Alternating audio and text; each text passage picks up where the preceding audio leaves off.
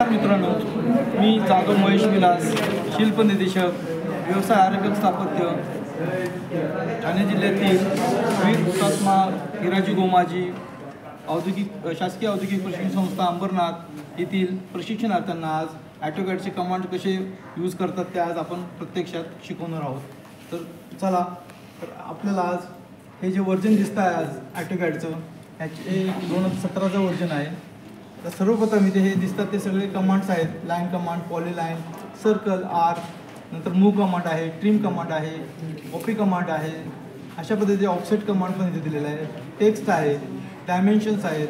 तर चला, तर आपण लाईन कमांड कशा पद्धतीने घेऊन ड्रॉइंग तयार करू शकतो. तर सर्वप्रथम आपण लाईनवरती क्लिक केलं असता लाईन कमांडमध्ये लाईन तयार होते. आपल्याला किती मीटरची लाईन पाहिजे तर आपण इथे 6 मीटरची लाईन घेऊया. 6ला क्लिक केलं, एंटर केलं की आपल्याला 6 मीटरची लाईन इथे तयार होते. त्याच्यानंतर इकडे आपण रूम तयार करूया एक 6x5चा. तर आपण इथे 5 परत हे करूया, टाईप 5ला केलं असता इथे आपल्याला परत साईज मिळाली आहे. त्यानंतर परत आपण 6 मीटरला एक घेऊया, एंटर करूया. 6 मीटरचा एक रूम इथं आपल्याला मग कनेक्ट करू आपण इथे 6x5चा आपल्याला एक इथे आपल्याला रूम तयार झालेला आहे. आता आपल्याला ह्या रूममध्ये वॉल दाखवायचे असेल तर ह्यासाठी आपल्याला ऑफसेट कमांडचा यूज करायचा आहे. ऑफसेट कमांड घेतला आपण. आता तो आपल्याला विचारतो किती जाडीची वॉल पाहिजे. तर आपण इथे 0.23 9 इंचाची वॉल तयार करूया. इकडे बाहेर ऑफसेट इथे क्लिक करून आपण काय करणार आहोत, बाहेर क्लिक करणार आहोत. अशा पद्धतीने ही वॉल आपली ऑफसेटमध्ये दाखवली जाते 0.23ची. नंतर हे जे कॉर्नर जोडण्यासाठी आपल्याला फिलेट कमांडचा यूज करायचा आहे. तर इथे आपल्या इथे दिसतो तो फिलेट कमांड आपण आता इथे घेऊया. हा फ्लेट कमांड याने काय होईल की चारही कॉर्नर जोडले जातात. परत फ्लेट कमांड राईट क्लिक करून परत याला सिलेक्ट केला, याला सिलेक्ट केला, हे सगळे कॉर्नर आपले काय झाले, जॉईंट झालेले आहेत. त्याच्यानंतर परत इथे फ्लेट कमांड घेऊन सगळे कॉर्नर परत राईट क्लिक करून फ्लेट कमांड आपण घेतला असता सगळे कॉर्नर जोडले असता एक रूम तयार झालेला आहे. आता आपल्याला काय करायचे, एक डोर दाखवायचं असेल तर ह्याच्यामध्ये आपण परत लाईन कमांड घेऊन इथे मध्ये आपण लाईन कमांड घेतला, परत लाईन कमांड. ठीक, आता आपल्याला काय करायचं, ते डोर दाखवायचे मध्ये ओपनिंग.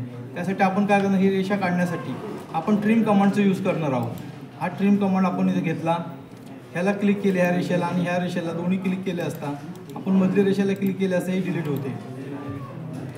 तसेच हा आता आपली ओपनिंग झाली. परत ट्रिम कमांड आपण घेऊ.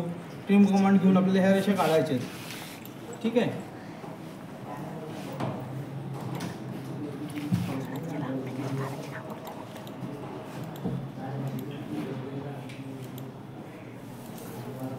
अशा पद्धतीने आपण हा रूम तयार करतो. आपल्याला ह्याच्यामध्ये लेटरिंग करायचे. लेटरिंगसाठी आपण काय करणार आहोत, तर हा टेक्स्ट कमांड आहे तो आपण इथे घेतला.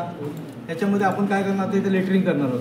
आपल्याला काय रूम लिहायचं असेल, काय लिहायचं तर आपण इथे टाईप करू शकतो रूम. अशा पद्धतीने आपण हा टाईप केला. आता थोडक्यात म्हणजे आता ही साईज मोठी आहे, त्यासाठी आपल्याला छोटी साईज करायची. ह्या साईजसाठी आपल्याला काय करणार आहे, स्केल म्हणून कमांड घ्यायचा आहे.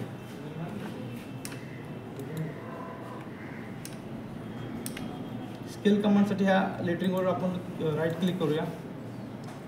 स्केल म्हणून कमांड घेतला. आता याला आपण काहीतरी सिलेक्ट करणार आहोत. छोटी अशी माऊस फिरवला असता तर छोटी होते का. परत आता ही आपल्याला रूमची जी लेटरिंग केलेली आहे ती आपल्याला काय करायचे, रूममध्ये बसवायचे. त्यासाठी मूव कमांड म्हणून असतो. तर आपण आता मूव कमांड घेऊ. इथे बघा मूव कमांड दिसतोय. हा मूव कमांड घेतला आपण. हे बघा मूव केला, इथे बसवलं आपण. आता हे आपल्याला वर घ्यायचे जरा, म्हणून काय करायचं, ऑर्थो ऑफ करायला लागेल. म्हणजे आपल्याला इकडे तिकडे कुठेही आपल्याला हे साईज घेता येईल. तर अशा पद्धतीने आज आपण ॲटोकॅडचे कमांड शिकलो. धन्यवाद.